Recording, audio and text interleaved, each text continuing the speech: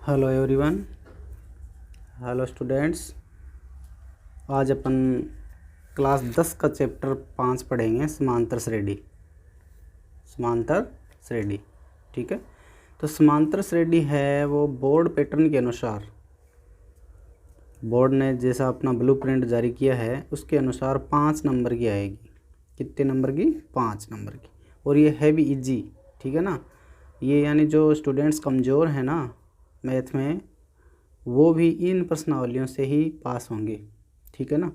तो वो ध्यान से देखें इनको, ठीक है, और अच्छे से समझें। तो इनमें प्रश्नों की संख्या आपकी होगी 4 प्रश्न आएंगे, 2 1-1 नंबर के और 1 3 नंबर का, ठीक है।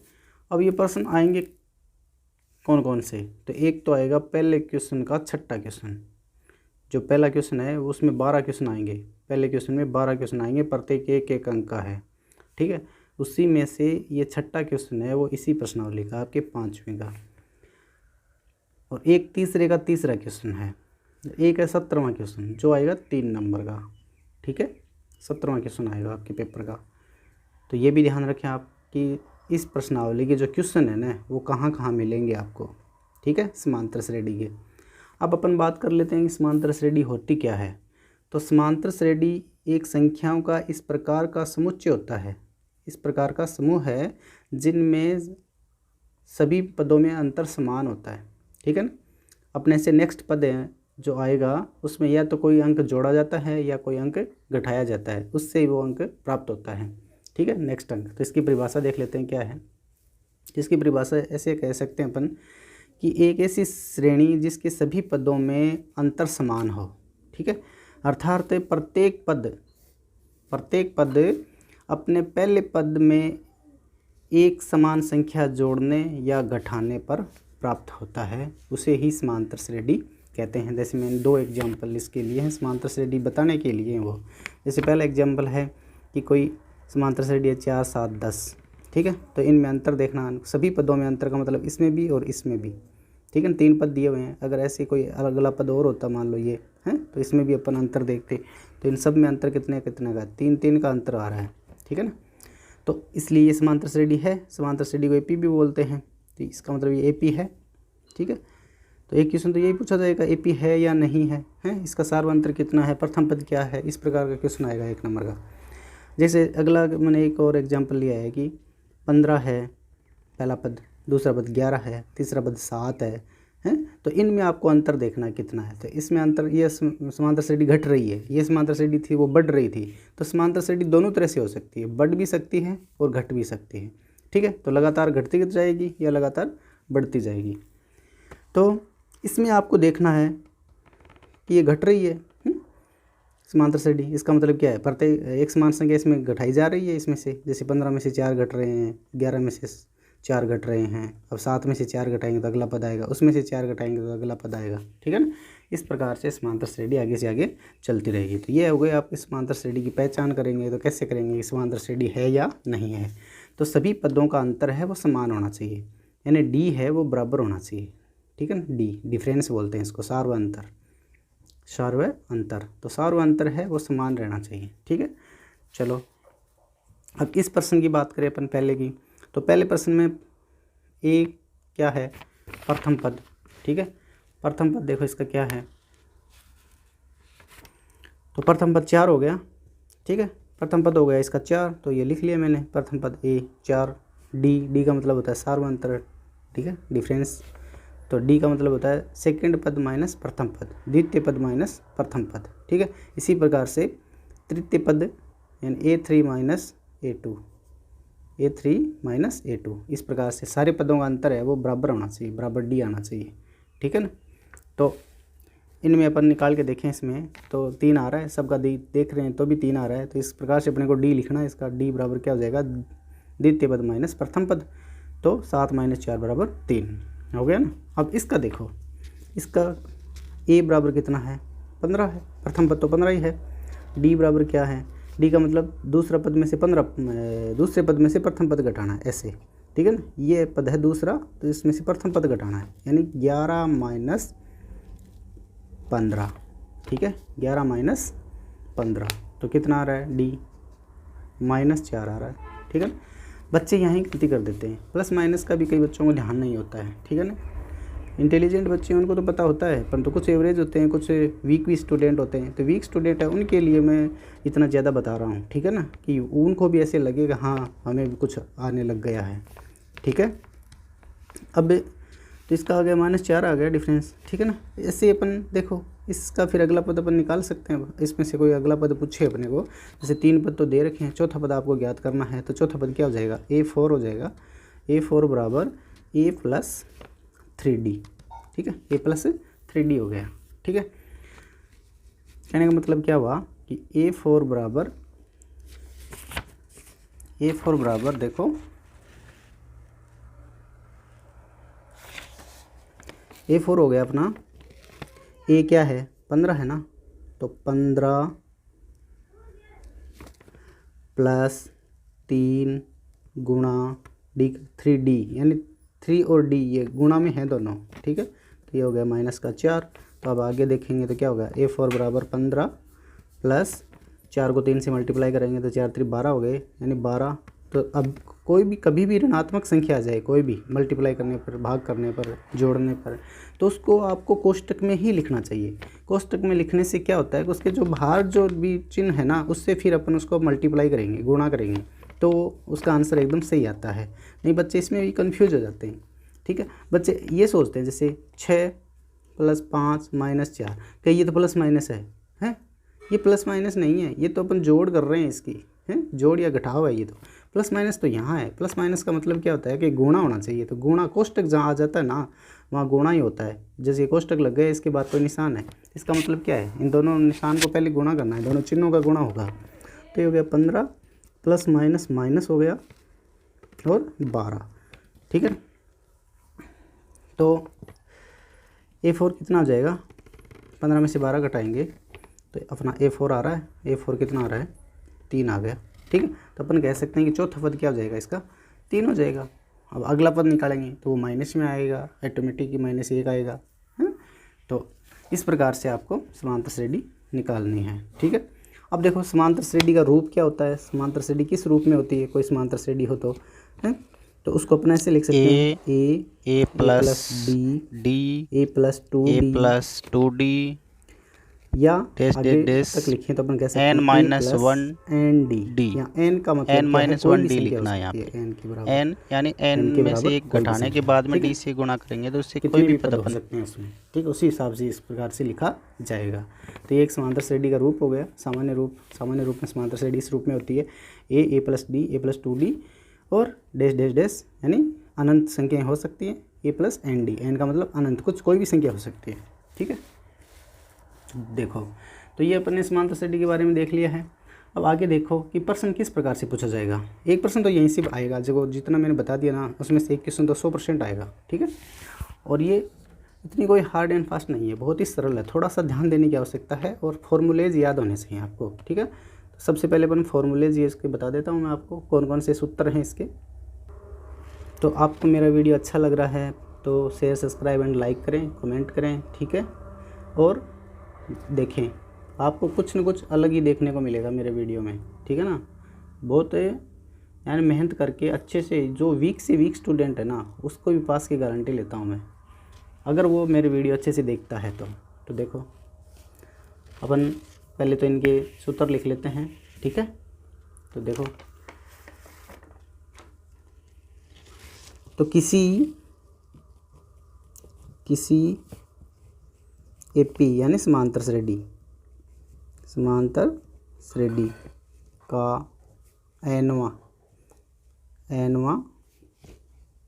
पद ज्ञात करने का सूत्र बराबर, तो nवां पद क्या होता है, an बराबर हो जाएगा, nवां पद कोई भी हो सकता है, मतलब 10वां पद, 12वां पद, 25वां पद, 100वां पद, 1000वां पद, इसका मतलब हो गया nवां पद, ठीक है। तो ये हो जाएगा आपका A + N-1 गुणा D, ठीक है। यानी जो भी पद है आप में उसमें से एक घटा के उसको डिफरेंस से गुणा कर देंगे, सार्वअंतर से, ठीक है। तो इसके ऊपर अपने इक्वेशन भी ले सकते हैं, वो बाद में एक साथ कर लेंगे ना इक्वेशन तो, ठीक है। पहले मैं फार्मूलाज बता रहा हूँ। तो इस फार्मूले से अपन कोई भी पद बता सकते हैं। अगर कोई आपको एपी दी हुई है उसका कोई भी पद अपन ज्ञात कर सकते हैं। जैसे ये क्वेश्चन दे रखा है, मान लो इसी क्वेश्चन का आपको करना है कोई भी पद। जैसे एपी है आपकी 4, 7, 10, 13, ये एपी है का 25वां पद ज्ञात कीजिए। इस प्रकार का 1 नंबर का क्वेश्चन आएगा, 1 अंक का क्वेश्चन 100% ऐसा पूछा जाएगा आपसे, ठीक है ना। तो देखो, तो अपन यहाँ सबसे पहले क्या लिखेंगे, ए लिखेंगे। ए बराबर क्या है, 4 है अपना। डी बराबर क्या है, डी बराबर A2 - A1 यानी 10 - 7, 10 - 7 बराबर कितना हो गया, 3 हो गया, ठीक है। अब यहाँ n कितना है, n बराबर क्या है, यहाँ n बराबर 25 है। 25वां पद बताना है तो ये है n आपका, ठीक है। आ रहा है ना समझ में।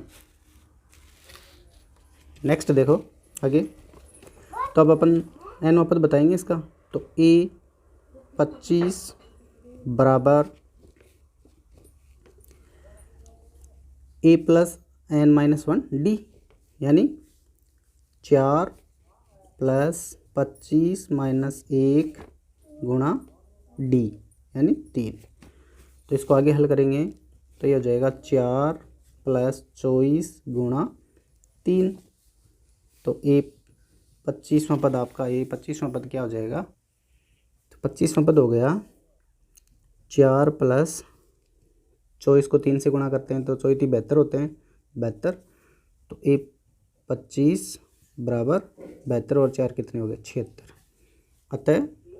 अतः एपी का 25वां पद 76 है।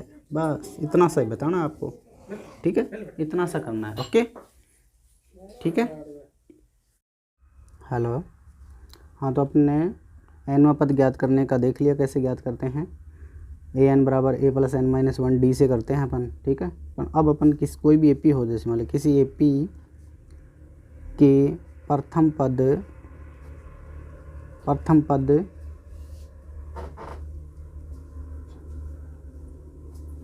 n पदों का योगफल, प्रथम n पदों का योगफल ज्ञात करने का सूत्र क्या होता है, SN, ठीक है। SN का मतलब होता है सम ऑफ नंबर्स, ठीक है ना। तो सम का मतलब होता है योगफल, तो योगफल करना है तो उसका देखो क्या होगा, n/2 यानी जो पद दिए हैं उनका आधा करना है आपको, ठीक है। कोष्टक 2a + कोष्टक n - 1 d, ठीक है, इससे करेंगे अपन, ठीक है। कोई भी एपी दी हुई हो उसका अपन इस तरह से योगफल ज्ञात कर सकते हैं, चाहे उसके कितने ही पद हों, ठीक है ना। जैसे एग्जांपल लें अपन कि एपी 4, 8, 12 के 30 पदों का योगफल क्या होगा, ठीक है। इसको हल करना है अपने को। देखो, a बराबर 4, d बराबर 8 - 4 बराबर 4, n बराबर 30। ये सारा का सारा इस सूत्र में आपको पुट करना है, रखना है, ठीक है ना। कुछ बच्चों को तो क्या सूत्र में रखना भी नहीं आता, तो जहाँ आपको सूत्र में कुछ लिखा है ना, जैसे मान लो n है, n का मतलब होता है पदों की संख्या, तो n की जगह आपको ये लिखना, पदों की संख्या लिखनी है, ठीक है। a यानी प्रथम पद, जहाँ भी a लिखा हुआ है वहाँ प्रथम पद की संख्या पुट करनी है, आपको रखनी है a की संख्या, ठीक है। d यानी d डिफरेंस कितना है आपका, तो डिफरेंस 4 है, तो 4 रखना है d की जगह। तो देखो एकदम मैं आपको इजीली बता रहा हूँ, आसान तरीके से बता रहा हूँ, जिससे किसी भी बच्चे का गलत होने के कोई चांसेस रहते भी नहीं हैं। देखो, तो n की जगह 30 लिख दिया मैंने, S 30 बराबर हो जाएगा n यानी 30/2 कोष्टक 2 गुणा ए यानी 4 प्लस एन का मान कितना है 30 माइनस 1 गुणा डी कितना है अपना डी 4 है, ठीक है ना 4।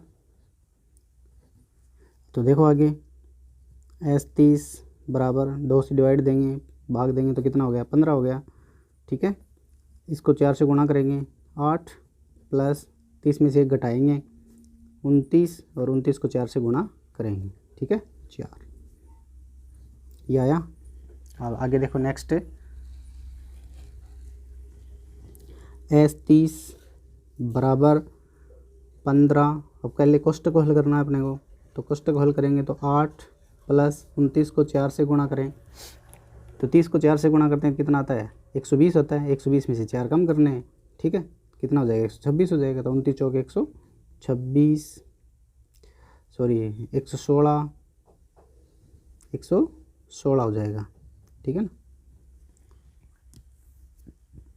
तो अब एस 30 बराबर हो गया 15 गुणा इन दोनों को जोड़ देंगे 16 और 8 है 24 हो गया ना, तो 124 तो 124 को 15 से गुणा करना अब वही अपना योगफल है, ठीक है। तो इसको गुणा कर लेते हैं, देखो इसको गुणा करते हैं, देखो 15 से ही कर देते हैं डायरेक्ट, 15 चौक 60 होता है, 60 का 0 हासिल की 6 हो गई, 15 को पाड़ो 2 बार बोलेंगे तो 15 दूनी 30 हो गई, 30 में 6 जोड़ेंगे तो 36 हासिल 3 हो गई, 15 को 1 से गुणा 15 3 18 यानी 1860 हो गया योगफल, ठीक है SN आ गया अपना योगफल आ गया। तो इस प्रकार से अपन योगफल ज्ञात कर सकते हैं, ठीक है। तो योगफल भी सीख लिया, यानी कितने भी पदों का योगफल अपन ज्ञात कर सकते हैं, ठीक है। इस प्रकार का भी क्वेश्चन आएगा आपके। अब एक योगफल का दूसरा सूत्र भी होता है, जैसे किसी एपी यानी समांतर श्रेणी की बात कर रहे हैं। एपी का मतलब क्या है समांतर श्रेणी, ठीक है।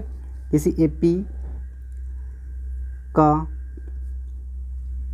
प्रथम पद ए व अंतिम पद को एल बोलेंगे यानी लास्ट, ठीक है। अंतिम पद एल हो तो एपी के सभी पदों का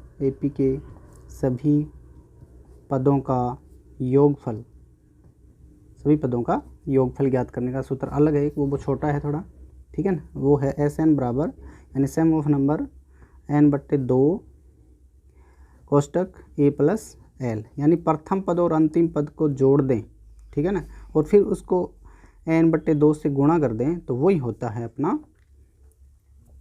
योगफल, ठीक है।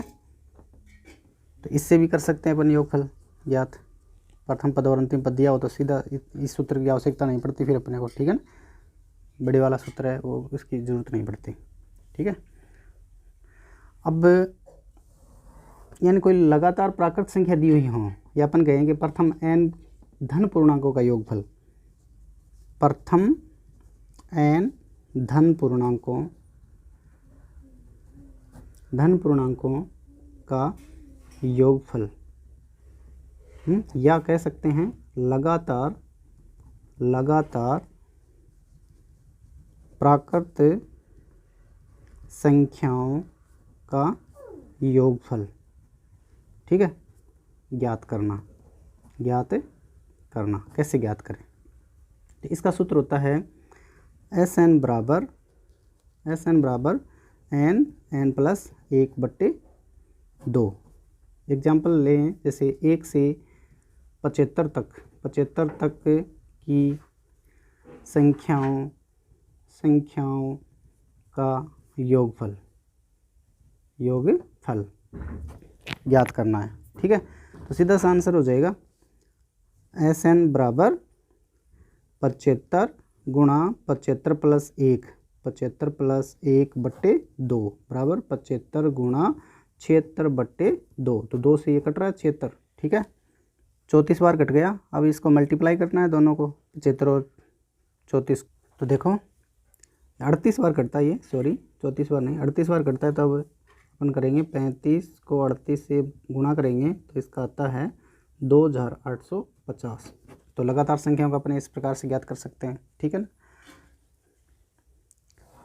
अब जैसे मान लो कोई क्वेश्चन हो, सीधा ही कोई क्वेश्चन दे दे अपने को, तो वो कैसे करें अपने, ठीक है। यानी 1 नंबर का क्वेश्चन है वो बता रहा हूँ मैं आपको कि 1 नंबर के क्वेश्चन है वो किस टाइप से आएंगे, ठीक है। बोर्ड पैटर्न के अनुसार, बोर्ड पैटर्न या मॉडल पेपर जारी किया है ना, उसके अनुसार अपन देखते हैं। तो एक क्वेश्चन तो आ सकता है कि निम्न में से एपी है, यानी ए ऑप्शन दे दिया आपको, बी ऑप्शन दे दिया, ठीक है, सी ऑप्शन दे दिया, डी ऑप्शन दे दिया। इन ऑप्शन में से आपको बताना है कि एपी कौन सी है। जैसे मान लो मैं लिख देता हूँ 5, 8, 11, ये लिख दिया, 6, 8, 12, 9, 15, 18, 10, 8, 4, इस प्रकार से, ठीक है। इसमें आपको बताने की एपी कौन सी है। तो एपी वही होगी जिस सभी पदों में अंतर है वो समान होगा, है ना, अंतर समान होगा, वही होगी एपी। अंतर यानी डी है ना, वो बराबर होना चाहिए सब में, यानी इन दोनों का डिफरेंस और इन दोनों का डिफरेंस बराबर आना चाहिए। ऐसे ही अपन चेक कर लेंगे, इन सबको चेक करेंगे तो ये पहला ही ऑप्शन सही हो गया अपना, ठीक है ना। पहला ऑप्शन ही है एपी, बाकी एपी नहीं है। तो इस प्रकार से अपन कह सकते हैं कि ए ऑप्शन इसका सही आंसर है। तो 1 नंबर का क्वेश्चन ऐसा भी आ सकता है। नेक्स्ट, जैसे प्रश्न दे दिया 8, 15, 22, 29, इस एपी में प्रथम पद व सार्वंतर क्या है। आपको प्रथम पद और सार्वंतर ही बताना है। तो प्रथम पद का मतलब ए है, तो ए बराबर तो 8 हो गया आपका। सार्वंतर यानी 15 - 8 बराबर 7, और 22 - 15 बराबर 7, और 29 - 22 बराबर 7। सबका ही 7 ही आ रहा है, तो इसलिए अपन कह सकते हैं कि डी बराबर कितना हो गया, 7 हो गया। तो यही बताना अपने को। तो एपी में प्रथम पद व सार्वंतर 1 नंबर का क्वेश्चन पूछा जा सकता है, पूछा गया है, मॉडल पेपर में भी दे रखा है, ठीक है। तो ऐसा भी पूछा जा सकता है क्वेश्चन। यह क्वेश्चन अपन ले नेक्स्ट क्वेश्चन और बात करें अपन, तो देखो उसका भी क्या पूछा जा सकता है प्रश्न। जैसे मान लो कोई एपी है 4, 8, 12 का कौन सा पद 80 होगा, 80 होगा। जैसे ये क्वेश्चन दे दिया आपको है, तो आपको बताना है इसमें, ठीक है ना, कौन सा पद होगा। यानी वो पद का पता है 80 है, उस पद के नंबर 80 हैं, पर वो पद कौन सा है, यानी 10वां है, 15वां है, 20वां है, 25वां है, ठीक है ना, वो बताना आपको, ठीक है ना। वो पद है तो 80, तो इसमें सूत्र तो वही लगेगा एनवां पद का ही। कौन सा पद, यानी एनवां पद 80 है माना है ना, एनवां पद बराबर 80 है, ठीक है, ये अपन कह सकते हैं, ठीक है। अब आपको एन बताना है इसमें, यानी एन आपको ज्ञात करना है इसमें ए आपको दे रखा है, ए 4 है, डी कितना है, 8 - 4 बराबर 4 है, डी भी 4 है, ठीक है। तो इसको अपन कैसे ज्ञात करेंगे। इसमें आपको दे रखा है ए एन बराबर आपको दे रखा है 80, ठीक है ना। ए एन आपको क्या दे रखा है, 80 दे रखा है। तो अपन फार्मूला लिख लें कि ए एन बराबर ए प्लस एन माइनस 1 डी, ठीक है। तो इसमें ए एन है, ये ए एन के बराबर आपको 80 दे रखा है कि वो पद कौन सा, अपन निकालते हैं 25वां पद कौन सा, तो ए एन के बराबर ही आता है वो। तो अपने को ए एन दे रखा है देखो 80 बराबर 4 प्लस एन नहीं है अपने पास, माइनस 1 गुणा डी 4 है। तो 80 में से इस 4 को घटा देते हैं, इस 4 को इधर ले आते हैं, 4 बराबर एन माइनस 1 गुणा 4। अब 4 को इसमें से घटा दिया तो कितने हो गए, क्षेत्र हो गए ना। तो क्षेत्र बराबर एन माइनस 1 गुणा 4। अब एन माइनस 1 निकालेंगे अपन, ठीक है ना। यानी ये आपका दायां पक्ष है, ये बायां पक्ष है, तो पूरे पक्ष को चेंज कर लेते हैं अपन, ऐसे लिख लेते हैं 1 माइनस एन, ठीक है, बराबर क्या हो जाएगा, क्षेत्र बट्टे 4 हो जाएंगे, ठीक है। तो एन बराबर क्या हो जाएगा आपका, क्षेत्र में इस 4 का भाग इसमें कितनी बार जा रहा है, ठीक है। तो 4 का 7 में जा रहा है एक बार, 3 बच गए, 36 हो गए। 36 में कितनी बार गया 4 का भाग, 9 बार गया ना। तो एन बराबर क्या हो गया, -1, नहीं माइनस था ही, इधर आगे प्लस हो जाएगा। तो एन बराबर कितना हो गया, 20। तो अपन कह सकते हैं कि इस एपी का 20वां पद 80 है, ठीक है। अतः एपी का 20वां पद 80 है, बस इतना सा है। ठीक है, ये भी ऐसा भी 1 नंबर का क्वेश्चन पूछा जा सकता है। ठीक है, नेक्स्ट देखो, जैसे मान लो ये क्वेश्चन है, इस क्वेश्चन को देखते ही बच्चे क्या करते हैं, घबरा ही जाते हैं, यानी ये क्या पूछ लिया। ऐसा कुछ नहीं है, इसमें बहुत इजी क्वेश्चन दिया है। यानी AP में AN बराबर 9 - 5N है, तो AP का प्रथम पद बताना है। प्रथम पद यानी A बराबर 1 लेना है अपने को। प्रथम पद का मतलब क्या है, पहला पद, यानी N बराबर 1। ठीक है, तो अपन कह सकते हैं A1 बराबर 9 - 5 × 1, तो क्या हो जाएगा, A1 बराबर हो जाएगा 9 - 5 बराबर 4। अल कुछ नहीं पूछा, ठीक है ना, एकदम सीधा सा दिया है। प्रथम पद पूछा है इसमें, तो प्रथम पद बता दिया अपन ने। दूसरा पद पूछता तो दूसरा भी बता देते। ठीक है, इस प्रकार से ये सिंपल प्रश्न मैंने करवा दिया है। अब कल अपन करेंगे, कल नेक्स्ट वीडियो में SN के जो बड़े क्वेश्चन दिए हैं वो करेंगे। ठीक है, यानी योगफल ज्ञात करने के और एनवपद ज्ञात करने के, दोनों एक साथ आ जाए तो कैसे हल करें। ठीक है, तो वीडियो में को शेयर, सब्सक्राइब एंड लाइक करें, कमेंट करें। ठीक है, और अच्छे से तैयारी करें। अब जैसे मैं पढ़ा रहा हूँ उसके अनुसार अब अगर आप तैयारी करते हो तो आपके 90 से ऊपर अब वो नंबर आएंगे। ठीक है, बेस्ट ऑफ लक सभी को।